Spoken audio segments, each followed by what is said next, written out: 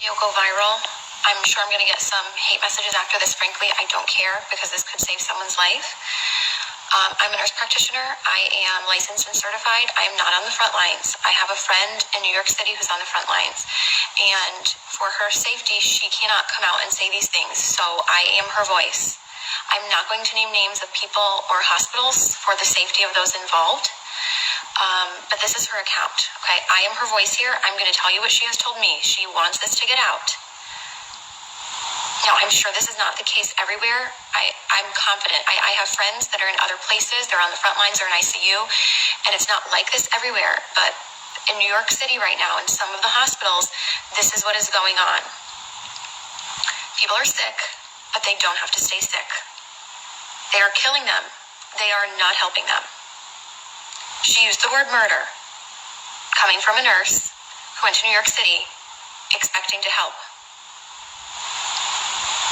Patients are left to rot and die. Her words. She has never seen so much neglect. No one cares. They are cold and they don't care anymore. It's the blind leading the blind. Now, a couple of weeks ago, I was on with some nurse friends of mine, and we were discussing different medications that could be used to potentially help people. Doctors who were reporting around the country that they were using a combination of medications that were helping people. People were not dying when they were on these medications. They were getting better. Those medications are not being used in hospitals in New York City. What is happening is that they're putting people on nasal cannula. If they require more than 6 liters of nasal cannula, they get intubated, they go on the vent, or they get trached if there's not enough vents. They don't get high flow, no non-rebreather, no non-invasive ventilation, no CPAP, no BiPAP. They're on a closed system, the ventilator, versus a CPAP or a BiPAP for fear that it will spread the virus. Which, by the way, I know a nurse in Florida who was fired for exposing that about CPAP and BiPAP and patients being put on the ventilator, like straight away to the ventilator, to be on a closed system. The patients don't know any better. They don't have family with them. There is no one there with them to advocate for them. So they are scared and they give consent. The ventilators have high PEEP, high pressure, which then causes barotrauma. It causes trauma to the lungs. Dr. Cameron Kyle Siddell, a few weeks ago, put out a video. He's in New York City. And he put out a video saying something is not right, like we're not treating this correctly. We're doing something wrong. This doesn't make sense. They pulled his video from YouTube and they took him out of ICU because they couldn't have one doctor going against the grain, going against their protocol. The protocol is propofol or some kind of sedation because they're on the ventilator and IV antibiotics. There's no hydroxychloroquine. They're not using that combination with Zithromax. They're not using zinc, vitamin C, high doses of vitamins A and D. They laugh. This is what she's told me. They laugh at that. She says this is a nightmare. It's out of a horror movie, and I don't want to be a part of this. There are people who are a full code, and yet, if they crash, they're not doing compressions because it will spread the virus. Full code, not doing compressions. Family is not there. They have no one to answer to. No one is being held accountable. A code was called and no one came. So sometimes they're not even resuscitating people. Again, left to rot and die. They're not given blood because we know that the blood is not oxygenated in these COVID patients. We know that. There are doctors all around the world sounding the alarms. These are the drugs that work. This is the pathophysiology of the disease. This is what's happening. And for some reason, it's not changing. Even though we know, some of us know what's going on, nothing is changing on the front lines. They stay in the same PPE all shift, except for the top pair of gloves. So 2 pairs of gloves, or I don't know, maybe more than 2, but they're only changing the gloves on the outside. Gown, mask, whatever else stays the same because all patients are COVID patients. So if it's a COVID floor, it's all COVID, but it's not because some of them are rule out COVID. So even if they're rule out COVID and they're not COVID, they're going to get COVID because they're using the same PPE all shift and they're carrying that contamination to all of the patients. They're not changing their PPE. They're not going into rooms. So they're running long tubing into the room so that they can manage the tubing from outside of the rooms. So if they're not going into the rooms, that means they're not assessing the patients as frequently as you would be otherwise assessing your patients. They are not doing rapid result tests. You're lucky if you get results in 5 days. Okay, this is coming from my friend who is in New York City right now on assignment, who went there to help, and this is what she's finding. It's a horror movie, she says. Not because of the disease, but because of the way it's being handled.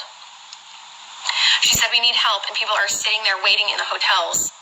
Money, I guess, it's being paid for by FEMA, and yet they're still understaffed. And there are hundreds of people, hundreds of nurses in the hotels waiting to be called onto a shift.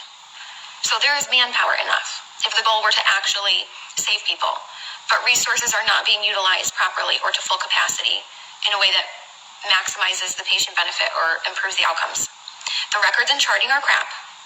And now some of these hospitals in New York City are probably crappy on a good day. So you add in the fear of COVID and the fear of the whole pandemic and forget it. So if you're in a crappy hospital with crappy nurses, let's face it, all of us nurses have worked with crappy nurses before who don't care. So now you add in this, forget it. And they're having people do things that they can't do. So maybe things that they're not proficient in. So maybe a nurse who's not familiar or comfortable with using a ventilator. And it's that figure it out mentality. Figure it out. These patients are critical and they're crashing. Figure it out. So nurses are being celebrated as heroes, right? We see how like the fire trucks and the police are like lining up and practically having these parades and celebrating them as heroes. And don't get me wrong, I'm sure in some parts of the country and other ICUs, I have friends that are working on the front lines in ICU and they are good nurses. And some of them are heroes. But we have nurses being celebrated as heroes who are killing people. They're not heroes. And they're being brainwashed to think they're doing something great just by going to work because they're brave enough to go to work. Well, what are you doing at work? You're certainly not saving people if you're not even running codes. You're not even going into patient rooms. You're a coward. You're hurting people. You're killing them. You're contributing to the problem. I know I'm going to get hate mail for this, and that's fine. Because people are dying who don't have to die. Again, there's no family there, so no one's being held accountable. And once these people get intubated, they're being scared into giving consent to be intubated, and then for a lot of them, it's over. And there's nobody going to be held accountable. And there's nobody looking out for them. They are completely by themselves. There's like a total lack of critical thinking. It's out the window. And people are scared to speak up. And one person alone isn't going to change the overall culture of a hospital or a system or a city. Like I said, Dr. Cameron Kyle Seidel's video was pulled from YouTube. And he was pulled from the ICU for sounding the alarm and going against the grain. So people are sounding the alarm. It's just not changing anything, apparently. So what can you do? Buck the system. I'm really fortunate I don't have any family in New York City that I personally have to worry about. If there are people that you are worried about, or maybe it's not even New York City, maybe you're in another city that's being really hard hit and you're just hearing really bad things coming out of that city, buck the system. Something is wrong in the system. So go against the grain. Request records immediately. Records, transcripts, immediately. If there's a medication that you want your loved one to be given, report it as an at-home medication and demand that it be continued. That's just a tip from inside the system. If you want a medication to be given, you've got to report that it's an at-home medication and that you demand that it be continued. Your loved one is not going to have you in there advocating for them. Once they go in, you're not allowed in. The only reports that we're able to get of what's going on are coming from the inside, and people are afraid to speak out. People have lost their jobs. Do not give consent for intubation if you don't want to be intubated or your loved one to be intubated. Demand non-invasive or less invasive ventilation methods. As soon as you give that consent, you might not come out of it. Now, in some cases, it might be appropriate. We just don't know. We know that it's being used inappropriately in a lot of cases and that the ventilators are making people worse. Please share this video, make it go viral. People need to know this. This is the truth of what's going on from my nurse friend who's in New York City right now on assignment. This is murder, she says. People are being murdered and no one cares. Horrible care.